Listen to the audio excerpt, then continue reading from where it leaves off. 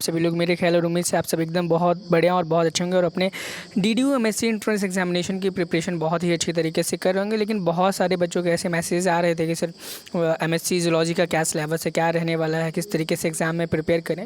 तो मैं आपको बता दूँ कि इस वीडियो में मैं आपको एमएससी जूलॉजी का सिलेबस बताने वाला हूँ। याद रखना, जूलॉजी का बताने वाला हूँ ओनली, और बायो बॉटनी केमिस्ट्री इन सब का नहीं बताने वाला हूँ। लेकिन अगर आप चाहते हो, आपकी डिमांड है कि बॉटनी केमिस्ट्री, फिजिक्स, मैथमेटिक्स इन सब्जेक्ट्स के भी सिलेबस को डिस्कस किया जाए, तो आप कमेंट सेक्शन में ज़रूर हमें बता सकते हैं कि सर मैं एमएससी सब्जेक्ट से करना चाहता हूं, तो प्लीज़ उसका सब्जेक्ट सिलेबस हमें बताएं।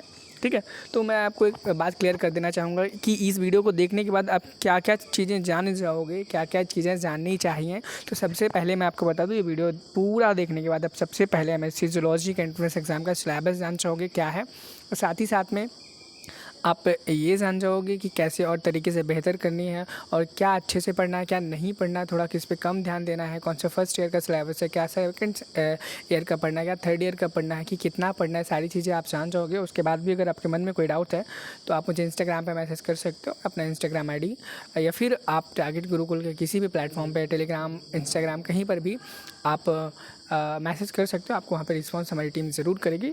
तो चलिए हम वीडियो में बात कर लेते हैं सिलेबस की। जैसे कि आप देख पाएंगे यहाँ पे आपको टोटल 9 यूनिट पढ़ने को मिलेंगे यहाँ पे, जो भी आपने बीएससी में की होगी। बीएससी देखो, अब बहुत सारे बच्चों के मन में डाउट होगा कि हम एमएससी करना चाहते हैं और बीएससी में हमने केमिस्ट्री, बायो, फिजिक्स, ऐसे बहुत सारे सब्जेक्ट पढ़े होंगे, तो क्या एमएससी एंट्रेंस में भी हमारे बहुत सारे सब्जेक्ट आने वाले हैं? तो मेरा आंसर होगा बिल्कुल नहीं। तो याद रखना, बीएससी थर्ड ईयर में आपके जो भी सब्जेक्ट थे, क्या बीएससी थर्ड ईयर में आपके पास मान लो जूलॉजी था, ठीक है, पर्टिकुलर मेनली सब्जेक्ट आपका जूलॉजी था, और भी एक सब्जेक्ट होगा मे बी, आपने क्या चॉइस किया था क्या नहीं वो आपको ही पता होगा, और एमएससी होगा उसके साथ में। देखो, अब आपको एमएससी में जूलॉजी से करना है, तो आप याद रखो जो भी जूलॉजी का सिलेबस है, चाहे वो फर्स्ट ईयर का हो, सेकंड ईयर का हो, चाहे थर्ड ईयर का हो, उनमें से सभी क्लासेस से आपसे चीज़ें पूछी जाएंगी थोड़ी थोड़ी करके। मतलब कि जूलॉजी का जो फर्स्ट ईयर का सिलेबस है, सेकंड ईयर का सिलेबस है, थर्ड ईयर का सिलेबस है, वो सारी चीज़ें आपसे पूछी जाएंगी। देखो, अगर हम बात करें यहाँ पे कौन कौन से यहाँ पे ऐसी चीज़ें हैं जो है यहाँ पे, तो मैं आपको बता दूँ। देखो, फर्स्ट 9 यूनिट आपको पढ़ने को मिलेंगी। 9 यूनिट में भी पहला यूनिट जो आपका cell structure and their functions है, सिस्टमैटिक्स आपको पढ़ने को मिलेगा। सिस्टमैटिक्स में भी नॉन कोऑर्डिनेट याद रखना है, और सिस्टमैटिक्स कोऑर्डिनेट पढ़ने को मिलेगा। इनको अच्छे से पढ़ना, अच्छे से पढ़ने का मतलब ये नहीं कि कोई भी एक, जैसे कि कोऑर्डिनेट है, कोऑर्डिनेट्स में आप ले लो कोई भी तगड़ा कोऑर्डिनेट ले लो और उसके बारे में पूरा पढ़ने के लिए बैठ जाओ, ऐसा बिल्कुल नहीं करने वाला। आप एंट्रेंस देने वाले हो, इस हिसाब से पढ़ो कि आपका एंट्रेंस क्लियर हो जाए। आपको डिटेल थ्योरी वहाँ पे नहीं लिखना है, ठीक है, इतना ही आपको पढ़ना है कि आपका एंट्रेंस क्लियर हो जाए। आगे हम देखेंगे कोऑर्डिनेट यूनिट थर्ड में पढ़ने को मिलेगा, और यूनिट 4 में देखेंगे सिस्टमैटिक्स कंपैरेटिव एनाटॉमी आपको यहाँ पे पढ़ाई होगी, आपने उसको तैयार करना है। और यहाँ पे बात करें यूनिट 5 की, तो यूनिट 5 बोलता है यहाँ पे बायोटेबल फिजियोलॉजी एंड बायोकेमिस्ट्री आपको पढ़ने को है, ठीक है।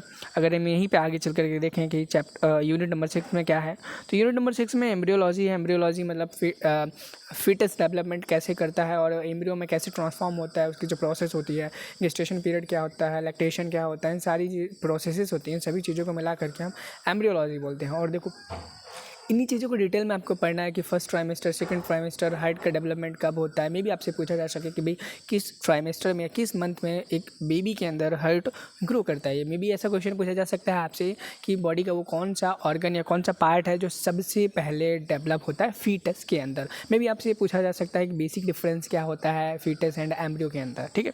नेक्स्ट क्वेश्चन, अगर हम क्वेश्चन बोल रहा हूँ, सॉरी, यूनिट देखें तो इवोल्यूशन रहेगी। इवोल्यूशन आपको बहुत अच्छे से पढ़ के जाना है, सबसे मेनली आपको पढ़ के जाना है जो आपका ये ह्यूमन एवोल्यूशन है, ठीक है। ह्यूमन एवोल्यूशन कैसे हुआ, क्या हुआ, और ये सारी चीज़ें आपको पढ़नी है। इकोलॉजी में आपको पता है, इकोलॉजी में बहुत सारे चैप्टर्स आते हैं, जैसे कि आपका इकोसिस्टम हो गया, और बायोडाइवर्सिटी हो गया, कंजर्वेशन, ऐसे करके 4-5 चैप्टर होंगे आपको।